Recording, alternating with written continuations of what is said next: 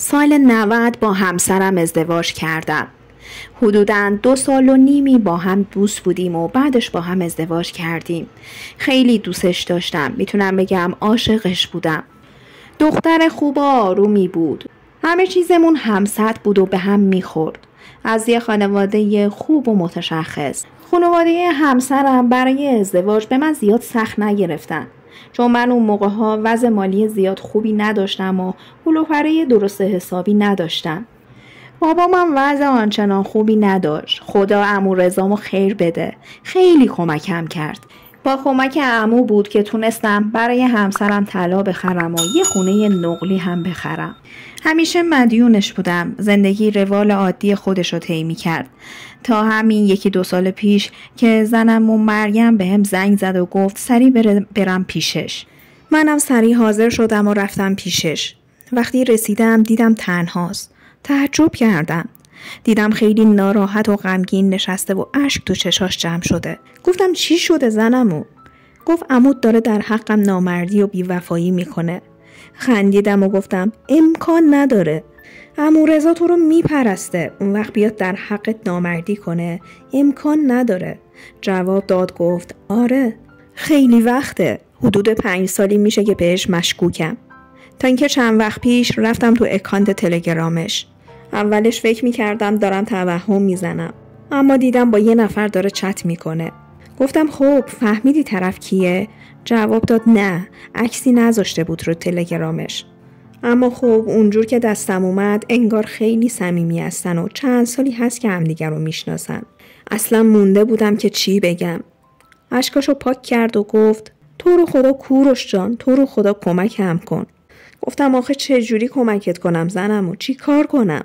چه کاری از دست من برمیاد؟ گفت هیچی، فقط تعقیبش کن. صبح تا شب تعقیبش کن. ببین کجا میره، کجا میاد، با کیه. باید بفهمم داره چی کار میکنه. تو رو دروایستی گیر کرده بودم. نمیتونستم این کار رو انجام بدم. آخه میرفتم سر کار. از 5 صبح بیدار میشدم تا 9-10 شب بیرون بودم. سر کار بودم. تازگی ها همسرم شادی خیلی غرغرو شده بود. میگفت بهم پول نمیدی برم خرید. زندگیمون مثل بقیه نیست و چه میدونم از این حرفا. من کنان گفتم آخه زنمو سر کار میرم. کارمو پس چی کار کنم؟ نمیتونم که کارمو ول کنم. خرج زندگیمو از کجا بیارم؟ یهو برگشت بهم گفت هرچی خرجت من میدم بهت. حتی بیشترم میدم. تو فقط کمکم کن. به خدا که به غیر از تو به هیچ کی اعتماد ندارم. تو باید کمکم کنی. هی میخواستم بگم که به من ربطی نداره. اما خب دلم نیومد. خیلی مدیونش بودم. فوری زنگ زدم به صاحبکارم و مرخصی گرفتم یه چند روزی. زنمو یه مقدار پول به عنوان پیش پرداخت بهم داد و گفت که از فردا صبح کارتو شروع کن. خلاصه که قبول کردم. وقتی برگشتم خونه خودم دیدم که شادی خونه نیست. شب هم خیلی دیر وقت اومد خونه. شب میخواستیم بریم خونه مامانم مهمونی که به لطف شادی خانوم کنسل شد. یکم با هم جر و بحث کردیم و دیگه نتونستم جریان زنمو رو اتفاقات اون روز رو براش توضیح بدم. فردا صبح به محض خوردن صبحونه راه افتادم و رفتم پی عمو. روز اول هیچ خبری نبود. عمو عادی صبح رفت سر کارش و شبم برگشت خونش. روز دوم دیدم رفت یه رستوران، اما خب چون تابلو میشد من دیگه نرفتم دنبالش داخل. یکم نشست و بعد اومد رفت سراغ ماشینش و رفت سر کارش. تا 1 هفته کارم همین بود و عمو رو تعقیب میکردم. اما جز این که میدیدم 1-2 بار رفت رستوران و کافه، چیز دیگه ای ازش ندیدم. وقتی به زنمو گفتم، زنمو گفت پسر جان تو چطوری تعقیبش میکنی؟ من مطمئنم که اون مخفیانه یه جاهایی میره و میاد.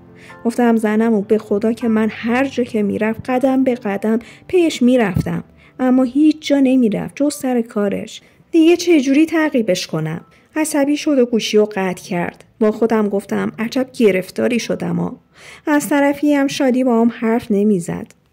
از اون ورم صاحبکارم مدام پیگیرم بود که باید برگردی سر کارت. مرخصی بسته دیگه.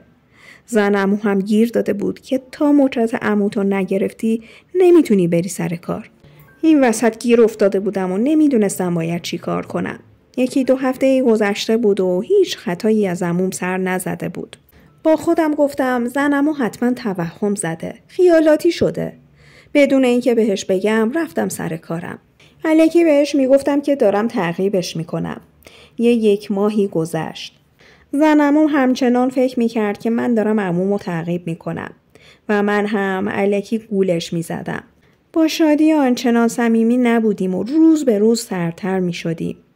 رفتار و اخلاقش روز به روز عجیب غریبتر میشد و جدیداً یه لباسایی میپوشید که همه مارکدار و گرون قیمت بودن. وقتی بهش میگفتم اینا رو از کجا آوردی میگفت که مامانم خریده، بابام پول داده خریده، خواهرم خریده و از این جور حرفا. با این حرفا منو میپیچوند. تا حدودی باورم شده بود چون پدرزنم تازگی و وضعش خیلی خوب شده بود. منم شک نمی‌کردم، باور کرده بودم. گیر نمیدادم بهش. یه روز از شانس صاحبکارم بهم پیام داد که امروز مغازه نیستم. یکی از فامیلامون از دنیا رفته، میرم اونجا. منم خوشحال شدم و رفتم دنبال عمو. تعقیبش کردم عمو رو. اول از خونش رفت سر کار. 2 ساعتی سر کارش بود. بعدش در اومد و رفت یه دونه گل فروشی. بعدش هم رفت شیرینی فروشی و بعدش هم از اونجا رفت جلوی یه بوتیک ایستاد. 1 ساعت بعد با کلی لباس برگشت. بعدش هم حرکت کرد. قدم به قدم تعقیبش میکردم تا اینکه دیدم داره یه مسیر آشنا رو میره.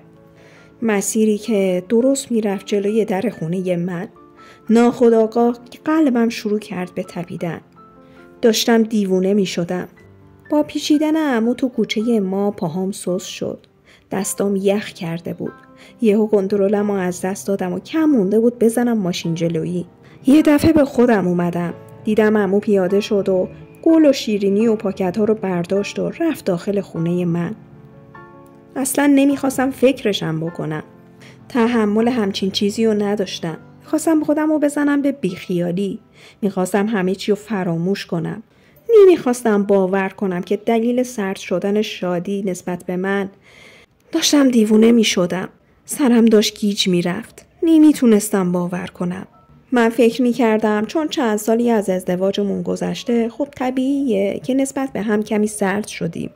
فکر میکردم این بین همه زن و شوهرها عادی باشه. اما نمیدونم چقدر گذشت و داشتم اینا رو با خودم مرور میکردم. از ماشین پیاده شدم و پاهام لرزون وارد خونمون شدم. وقتی جلوی واحدمون رسیدم صداهایی به گوشم میرسید. آروم در رو باز کردم و رفتم داخل. دیگه کنترلمو از دست داده بودم. به سمت عموم حمله ور شدم و رفتاری که سزاوارش بود رو انجام دادم. در کمال پررویی عموم برگشت گفت چته واسه من شاخ شدی؟ یادت رفته چقدر کمکت کردم؟ من نبودم مگه میتونستی ازدواج کنی؟ همین خونه و طلاهای زن تو با پول من گرفتی. پس جوون خوب گوش کن ببین چی میگم. هیچ گربه این محض رضای خدا موش نمیگیره. از این همه پررویی دیگه داشت چندش هم میشد و حالم ازش به هم خورده بود. ازش حسابی متنفر شده بودم. شادی مثل بیت داشت میلرزید. بلند شد و گفت کوروش ببین من عاشق تو هستم اما خواهش میکنم به کسی چیزی نگو. بهش گفتم هیچی نگو. فقط از خونه زندگی من برو بیرون.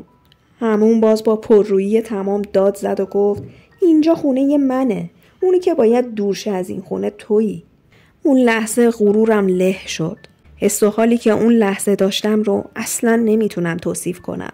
چند روزی گذاشتم و رفتم از اون شهر خارج از شهر رو یه جای دور. یه لحظه هم این ماجراها از جلوی چشم دور نمیشد. به خدا که داشتم دق میکردم. بعد چند روز که برگشتم زدم به سیم آخر و همه چی رو به همه گفتم. قیامتی به پا شد. من از زنم جدا شدم اما نمیدونم چی شد که عموم از زنمو جدا نشد. نمیدونم چی تو گوشش خونده بود. رفت آمدهای خانوادگی به کل قطع شد. تا اونجایی که خبر دارم عموم شادی رو هم ول کرده و شادی هم به کل از خانواده‌اش طرد شده. و الان هم داره تو خونه یکی از اقوام دورشون زندگی میکنه. منم حسابی افسرده‌ام و حال و روز خوبی ندارم. درد بیوفایی خیلی بده، خیلی.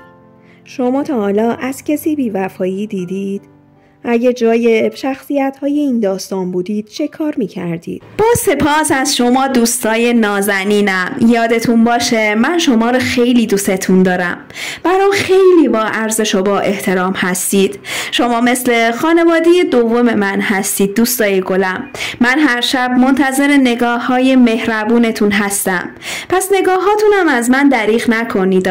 امیدوارم خدا 1000 برابر مهربونیتون رو به زندگیتون برگردونه.